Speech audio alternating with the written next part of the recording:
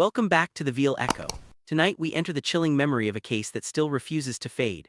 It begins on an ordinary evening on a quiet suburban street where the hum of crickets blended with the dim glow of old streetlights. Nothing about that night seemed unusual until silence became louder than sound. A single child's toy lay abandoned on the sidewalk. A small plastic car turned on its side, as though its little owner had vanished mid-play. The scene seemed harmless to a passerby, yet those who looked closer felt the sting of something wrong. Nearby, a dark van lingered at the edge of a playground. Its windows were tinted, its engine off, yet its presence was unnerving, like a predator crouched in shadows. Parents in the neighborhood whispered about it, but none could imagine how quickly an ordinary evening could spiral into horror. One anxious mother stepped out of her house, calling her child's name, her voice echoing down the empty street. There was no answer. Her pace quickened, eyes darting from corner to corner, searching desperately. At the far end of the alley, a small figure walked alone, unaware of the shadow that trailed them. A gloved hand reached out, the outline stretching against the wall, and within moments innocence was stolen in silence.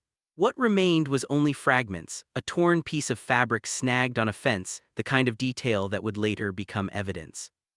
Police cars soon flooded the street, sirens flashing red and blue across the houses, painting the neighborhood in chaos. Detectives crouched low near a dirt path, studying a small backpack abandoned in the grass. Its zipper was half open, its contents scattered as though dropped in panic. Around them, neighbors gathered in stunned silence, their eyes wide with disbelief. The search intensified as the night grew darker. Every shadow looked suspicious, every whisper of wind carried weight. The air itself felt heavy, pressing down on those who feared the truth but needed to find it. A detective, hardened by years of cases, picked up the backpack and exchanged a glance with his partner. Both knew they were standing at the edge of something much bigger than a missing child. Somewhere in the distance, a mother clutched a poster with her child's face printed on it. The paper trembled in her hand, wet from both rain and tears. Her cries pierced through the night, a sound no parent should ever make, a sound that would never be forgotten. The swings in the playground creaked in the wind, moving without laughter, without joy.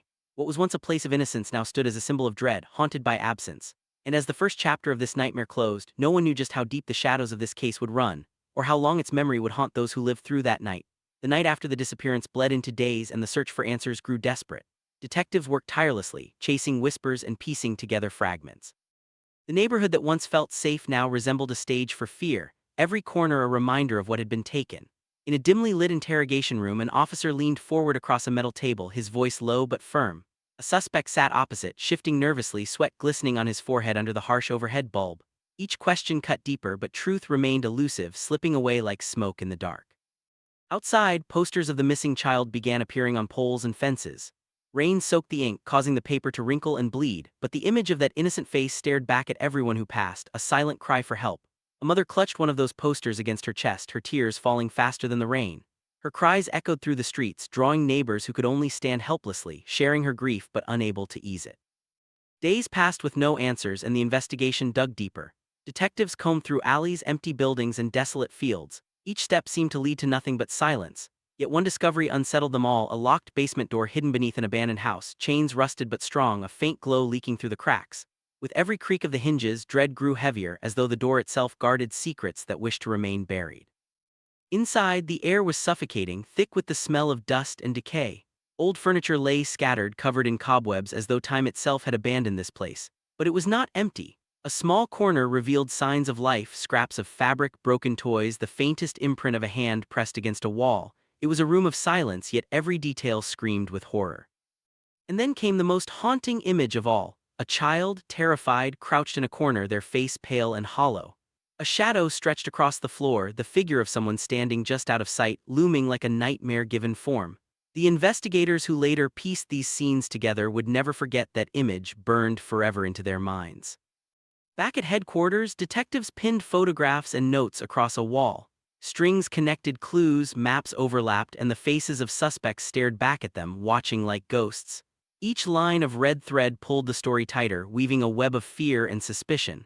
The case grew darker by the day, yet no one dared to stop searching. At the edge of town stood an abandoned house in the woods, its windows shattered, its walls cloaked in rot and silence. By dusk, it looked more like a tomb than a home. Investigators with flashlights pushed through the darkness inside, beams of light slicing across peeling wallpaper and broken floorboards. Each step echoed with unease, as though the walls themselves were listening. What they found there would change everything. An object hidden deep within the shadows, waiting to reveal the secrets of a mind consumed by darkness. Inside the abandoned house, the search reached its breaking point. A beam of light cut through the dust-filled air, falling onto something hidden beneath a pile of old wood. A diary, its leather cracked, its pages yellowed with time. When opened, the writings inside revealed disturbing drawings and cryptic notes, each line unraveling the twisted thoughts of the kidnapper.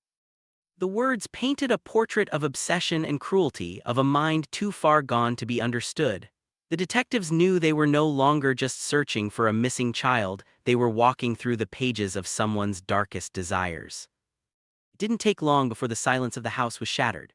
Police officers swarmed the building, boots pounding against the floor, flashlights piercing the shadows. Commands were shouted, echoing through the rotting walls. In that moment, chaos and justice collided. The child was found, frail but alive, wrapped quickly in a warm blanket as officers shielded them from the horror they had endured. Relief and urgency blurred together as they were carried out into the night, away from the place that had nearly become their tomb. At the center of it all, the kidnapper was dragged from the shadows, his wrists bound in cold steel. His face twisted between anger and fear, yet the flashing red and blue lights showed only one truth: his control was over. The neighborhood that had been paralyzed by fear finally saw the monster unmasked. But even in chains, the damage he caused lingered like a scar no handcuffs could erase. On the street outside, a parent clutched their child so tightly it was as if they would never let go again. Tears of relief streamed down their face, mingling with the child's silent sobs. In that embrace there was both triumph and tragedy, the return of what was lost, but also the shadow of what could never be forgotten. The night sky above offered no comfort, it simply bore witness to the raw weight of human pain and love. Years passed, yet the echoes of that night never truly faded. In a dimly lit room, the narrator of the story sat alone, their face marked by the kind of weariness only time and memory can carve. Their eyes carried the weight of every scream, every shadow, every unanswered question that haunted them long after the case was closed. The images replayed endlessly in their mind: the toy on the sidewalk, the van by the playground, the cries of a mother under the rain. Some wounds do not bleed, yet they never heal. Some memories do not fade, they linger, whispering in the quiet moments of life. And as the years stretched on, the truth remained clear: the kidnapping case may have ended, but its shadow would forever follow. Because some nightmares don't end when you wake up, they stay, waiting, haunting you for the rest of your life.